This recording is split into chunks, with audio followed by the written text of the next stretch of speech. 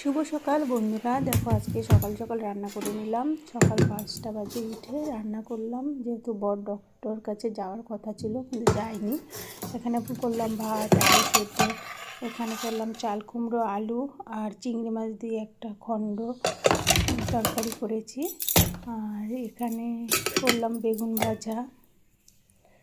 ভাজা করেছি। আর বরের জন্য করেছি স্পেশালি পেঁপে সেদ্ধ করে ও খুব ভালো